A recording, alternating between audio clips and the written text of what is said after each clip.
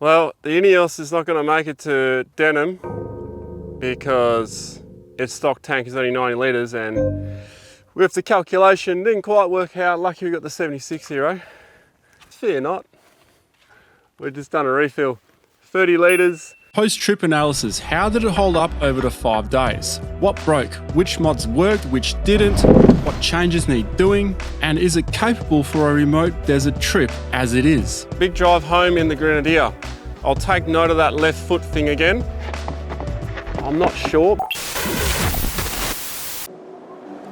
The Grenadier has just come back from Shark Bay after 5 days and 2,000 kilometres of travel. We did false entrance to Steep Point. Steep Point, it's good to be back. And then we also had this follow to 76 throughout the rest of Shark Bay, all the other stuff we did. Hopped in and out, drove it through different situations that the 76 did as well, just to get a bit of a feel for it. But what I can say is that lift and those tyres have definitely improved the vehicle. It's kind of made it more unstoppable. I never had to back out of a situation before, but with those mods now, it looks a lot better too. Even now, it looks like it sits quite low to the ground, but before, they look really wide and they sit really low. Much, much better. During the adventure test, many of you took note of this. Yes, the wheels do scrub, but with the bigger tyres, they didn't really scrub on the front. It was more so on the back. And where it did scrub on the rear was only just on the splash guard. More so there. Similar and there. Nothing really on the fronts at all. That's it. There's not much evidence there really of scrubbing. And it only occurred when I had low pressures in the tyres and completely flexing out, which meant that the tyre was likely bulging out a little bit to the sides. those cool additions to the side of the Grenadier, I'll refer to them as the side pods. Although very handy, I did have some concerns about them, in particular how close the pod sits to the window glass. On the highway I'm noticing it flexes a bit, hasn't touched the window at all. As you might have guessed, my concern was the gnarly bone-rattling corrugations I was about to face, but I had a solution. I'm going to put some foam in between. I don't want to risk it. I don't want to test it out to see if it actually will crack the window. Definitely not day one of 6. Be a dusty car otherwise. And you can easily pull it out, but it never fell out. So anyone who's looking at getting these, I highly do suggest that you put this in between if you're on corrugation. I didn't experience it touching the window because I didn't even give it a chance to. Needless to say, everything went well, but there is a negative before the positives. The pantry and the fuel module on the other side, it definitely adds width to the vehicle. This one's not too bad because the mirror is positioned here, you can still see under it. However, this side, it's a bit of a blind spot. The mirror's here, and if you go a straight line, you lose your vision behind you a little bit. You really got to pay attention to see what's behind you. Also, when you're pulling in and out of tight car bays, you got to be mindful of that. Now for the positive, they are removable. Around town, you don't need them. Going bush, put them back on. This pantry, it came in handy, and many coffees were made here. Welcome to Cafe Skippy. The pantry was open every day for breakfast, lunch and dinner. But it's the only table, unless we pull boxes out and use them. It needs another table somewhere. How I fixed the biggest downfall of the Grenadier with 2 Band-Aids. So last night we left Steep Point. We're driving towards Denham, which is the closest fuel station. This vehicle is not going to make it on a stock tank. We've still got 50 k's till Denham. The refilling process did not go as smooth to begin with. Downhill slope, so I can't just do it here. Lucky I checked, eh? We've now moved out to the highway, and that's the angle I've put it on. Now, of course, I could just detach it and have it on the ground, or close to the beach. I didn't think that was a great idea. If I leak a bit of diesel, I feel less guilty being at the highway, so let's do it here.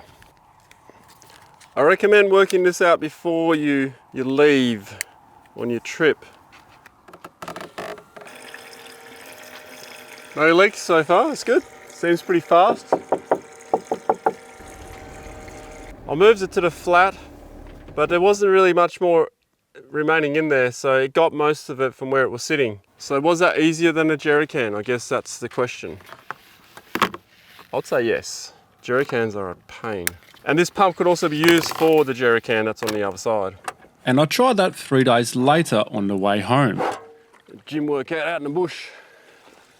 Much easier than picking a bloody jerry up and pouring it in. But more importantly, can a 30-litre system be used without being on such an angle as before?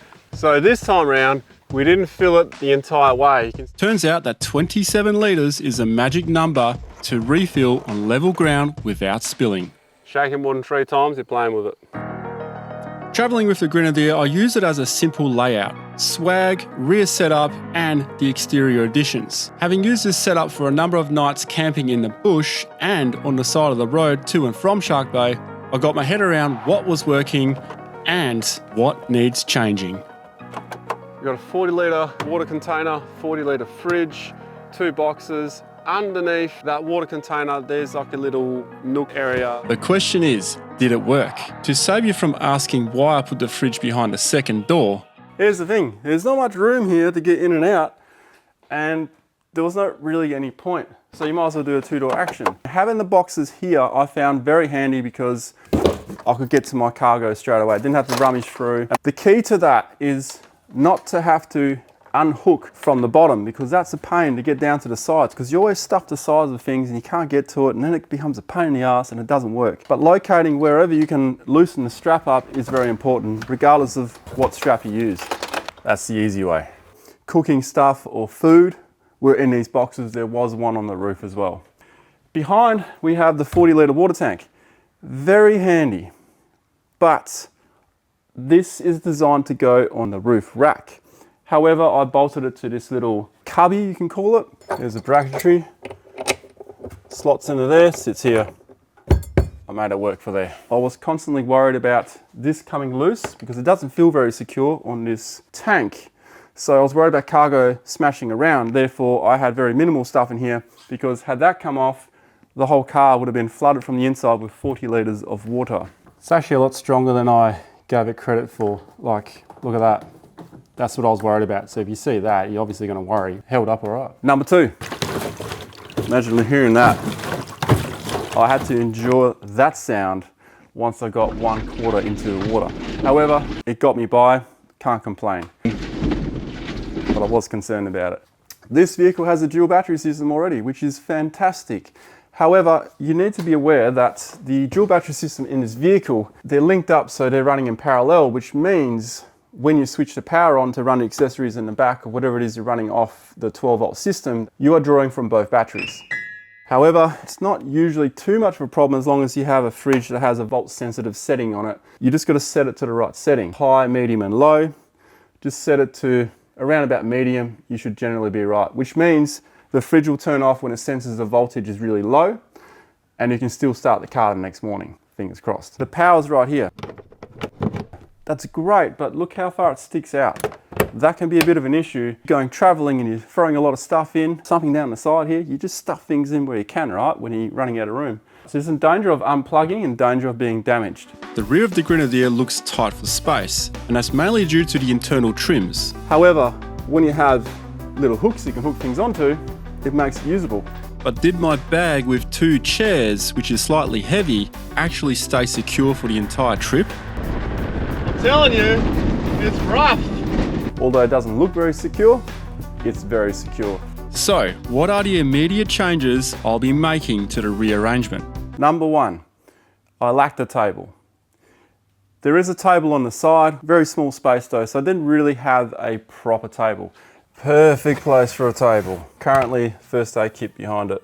That's something that must happen. And the other 2 changes. Move the water to the outside of the vehicle, and I do want to add the cargo barrier just to throw a few things up. Stuff that's easy to get to, because when you're camping, you don't want to be rummaging through too much stuff. But you also don't want everything cluttered. Have these modifications improved the vehicle in your mind? With the trips that I do, the back seats are always full of camera gear. Always full of camera gear. It just makes the roof rack so much more important for me to have, because there's nowhere else to put the gear. It kind of ends up being like cargo, as if you have more passengers, which would then mean you need a roof rack. I'll tell you what, this roof rack on the Grenadier there's so much more real estate. It's such a wide platform because the car is so wide. 4 max tracks down this end, swag, box with ground sheets, fishing rod, which will hopefully come out soon. Attached to the roof rack, the shower tent. Now that's the shower tent from the Troopy, very handy. I did miss an awning, I've got to say. These bad boys. And not just these bad boys, this. The roof, those little covers that I put in there, good. I put these 2 covers in mainly for when the sun's at a certain height, it comes in, and it's only if you're driving into the sun, it might come through these little turret windows or whatever you want to call them. That was the main reason for these covers. When I was in here and I was testing these lights out, they didn't seem to shine into here unless I opened this window.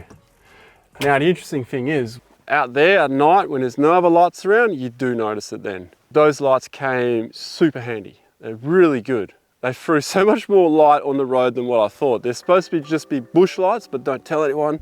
I use them on the highway a bit as well, especially after we had contact with that kangaroo. In regards to lighting, I didn't have anything fixed to the Grenadier for camp, so I relied heavily on my torches and lanterns, which do the job well regardless, and I can move them around where light is needed. On the back, this 10-inch light bar was definitely too bright for camp.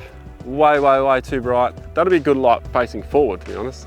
in regards to UHF communications, one of these, but it's not what you think. It's actually suction cup to the windscreen. I used to have a similar unit in my N80 Hilux. It's a great alternative to bridge the gap until you maybe commit to a vehicle or commit to the lifestyle and install a radio. And that's kind of what I need to do in this vehicle because it's not my car. I don't want to be drilling holes that are unnecessary to this vehicle. And the antenna is magnetized to the roof right there. Antenna goes out through there. That little portable antenna has been epic. However, when it's really corrugated, not normal ones, bad ones, it's hard to understand. Where do I mount this? I had it on the dash. Once it lost its adhesiveness, Oh no, it's sticky parts, come on. I've got to kind of put it in a bit of an awkward spot so it doesn't smash everything inside the car. Nonetheless, it does a better job than having a handheld. The range we got was approximately 3 kilometers, maybe even 4.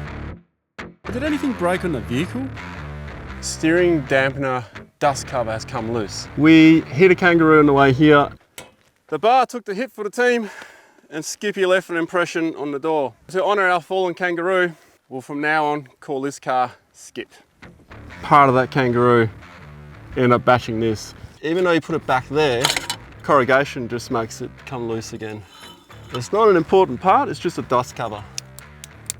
Plate came off on Useless Loop Road. It only had these smaller screws. Those we're going to have to put in sideways. Now the important stuff, the left foot placement. These are my thoughts on the way home. When you're not wearing boots, it's actually not too bad. But when you're wearing boots, I've got size 13, I'm 6'1", it does get a little bit annoying with boots on. Big drive home in the Grenadier. I'll take note of that left foot thing again. And now that I've returned, I can confirm the same thing. Wearing a boot is a little bit annoying, but you honestly do forget about it. Bare feet, not a problem at all. A massive shout out to whoever came up with this brilliant idea. Look, bin bags are great, but they're a bit of a pain sometimes, they're empty and stuff. This thing, this is awesome. It's a great idea. I'm about to share the most doubtful moment I've had with this vehicle so far.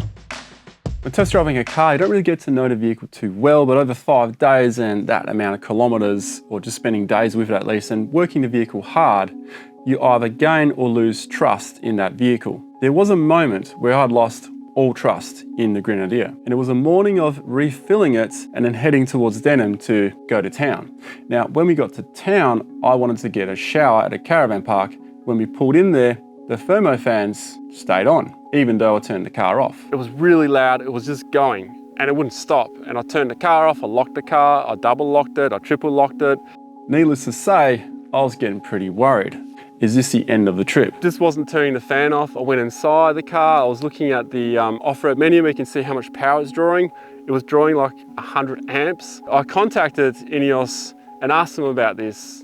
I actually told them there's a problem with the bloody fan, it's not going off, I'm gonna have a drained battery, I can't go anywhere. By the time I'd located my towel and my soap and I was ready to go for my shower, the big thermo fan had turned off. And then the little fan was still running, and eventually that turned off. And I got my phone call back, and apparently this is normal. The vehicle will sense when the battery is getting at a certain point where it's low, and then the cooling system will turn off. It's just the way the cooling system is. It's all electrical thermo fans. I'm not used to that. And I've never noticed it staying on after switching the vehicle off. The reason for that is because when I'm driving on the highway and I pull up and I get out, I don't turn the car off. I usually leave it running because it's not good to turn a turbo diesel off straight away when you pull in. There could have been a possibility of a DPF burn off also happening simultaneously leading up to this, which meant that the thermo fans had to run a bit longer. Needless to say though, we continued the trip. So have I lost confidence or have I gained confidence in this vehicle? After this trip, I definitely have a lot more trust in this vehicle. I would definitely do a desert trip in this, 100%. And that's what I'm going to gear up for next. And I'd like to know your thoughts so far about the Grenadier.